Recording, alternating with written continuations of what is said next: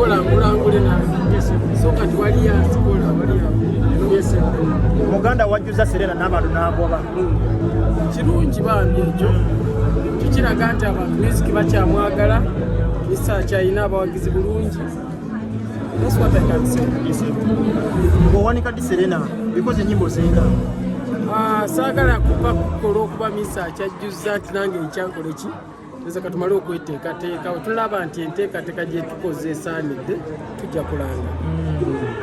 Abantu abadde boogera bani music nti yagwa bubaka kibwa ku lunaku luno n'obuzibu bw'abantu ndowooza balina okubaawo enkwatagana ennungi wakati w'abayimbi ne media oli atuuka ye n'anyiga ng'omuntu n'akoza platform yeka nkoze nti okuba bani music kanga meti yakola ki yagwa naye bambi bali ate abamwagalira ddala basasula bo tebalina platform ne babeereyo mu nnaku yaabwe abaali ku mitwalo ebiri oba omutwalo mugenda okukomawo nga mbasaba 10 era ne beesonda ne bakola kino bazituwa ndowooza tuyige okuwagira ebintu by'abannayuganda tuyige okwawula omuntu product ye nefe wano bw'olaba nti tufunyemu obutakanya ne research kuba product so ngeri abagala product gwe kamera ogikozesa naye tomanyi character y'oli yakola kamera right bw'ofa kuki ku kamera era gwe kyekigasa oba oli mutamiivu oba kine yakola kamera gwe gyokola ki gyokozesa kati ne music yali badde nga bwati waliwo abadde kubadde music bakunyiiza baawula oli muntu era ku product. Kiraga kino because abantu baze ne babagoba n'okubagoba kiraga bulimba bw'aba ayogeranga nti music yagwa ekyo kiraga nti bali mu kulimba kubanga bo goba ne platform eyogera naye nga ate oli gweyogera talina platform ejja kuwakana ye netumunyigiririzeeyo it's not right. Mbaddeko ne Honorable Segirinya n'akusekerera n'agamba nti mukulu Mayinja yandibadde ajjuza wano naye alina ebintu bye yakola manyi yebaayo omuntu nga tadeserving my comment. So I think he doesn't deserve my comment. He only deserves my silence. Kyogambye Honorable Mulamba. I repeat this. I will not even mention his name. But Honorable Segirinya. Okay, but he doesn't deserve my comment. What he can deserve is my silence. Afachi nawe. He doesn't deserve my comment. So ekyo tukireka. Omukulu nga walaba n'ebizibu. Ebyomukyalo. That's right. Tebiri je sibibangako nabyo. Sibangako nabyo. Yakutuwako yagenda Bulaaya yafayiringa fayiro divorce ayagala. Ogwo mugambo gwamwe gwe mulina. Kati nga gwe munamawulire engeri gye yafayiringa fayiro ne divorce waka balabi kopi.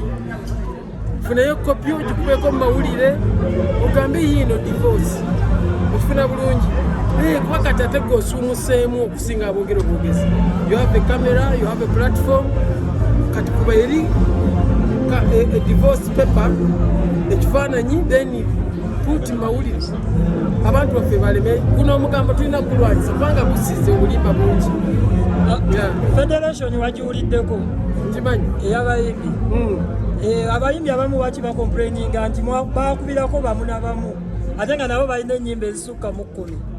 Federation yaffe nnanga abayimbi tubadde na associations kati associations weziri then waggulu federation yeriyo ndowooza tusooka tugiwa obudde ekole tuleme kukikubanga nayo yakatandika ekyali ku bbanga eritandika kati bwetutandika tukikuba federation ffeffe nyini tujja kuba twekubye abatukulembera tubawe omukisa bakole ki bakulembere bw'oba olaba nti balonze bubi kana akakiiko ka kiseera si kulonda bagamba abana abayimbi abalala mwalondamu bamu nabamu abalala ne mubasuula ettale buli omu ali invited mu meetings za federation atatwala buli muntu so bajje bwabaayo olukiiko bawe endowooza zaabwe suubira batukulembera bajja kuwuliriza bwabaawo ekishamba kikyuse wekiba kirungi tubawagire ne federation tugireke. Njawulo ki eri wakati wa federation ne WUMA?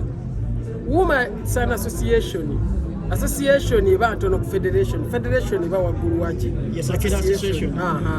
Kati WUMA association. WUMA bagita Uganda Musicians Association, right? Yes. Eri Uganda Musicians Federation, right? Kati federation nene ku association. So kati association erina ku affiliatinga under federation nolwekyo federation baba bakama baffe abalina za association netuba wansiwa bw'ogamba bwotyo olowooza muba temukoze ebintu bingi kuba kisigala era nti mulimu bayimbi nekiri kirimu era bayimbi olowooza muba temweyawudde nnyo kuba bo bannakatemba balina kyebayita constitutional esawa ne tuli mu kusaba ministry sente gavumenti bwezikuwa wa ministry tebagiwa association yo gavumenti ediringa na federation then federation nediringa naki na association zizaayo kati kwata federation awo kati tuba tumulawo gavumenti bwekolagana nayo kati emitendera bwekityo bwegigenda nolwekyo mbadde nsaba federation tugiwa omukisa tugiwa obudde tuleme kugikubanga nga yakatandika kumanyirivu bwolina neexperience gyoyina ogwa president lwaki tewabulya ndowooza sijja kukiteekawo bwentyo nti bwa president oba kiki let us guide the question is ani atutte kifo kyani atutte kifo ki ekikulu kyakutiiminga wamu netukulembeza industry gwe bakuwadde ki kati egyokukodda ono bamuwadde ki oli bamuwadde ki tekirina nnyo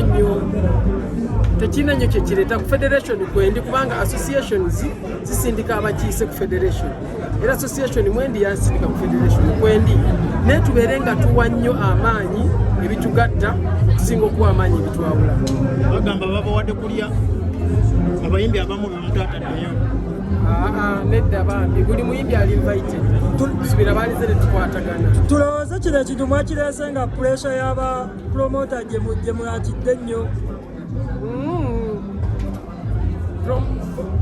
gyesa pressure kusaba ministry kubanga ministry ebirowoozo mulina bitwala mu federation nebitwala awaddako kati bwetabaawo muba mubula muli mu bbanga so kyabadde kyetaagisa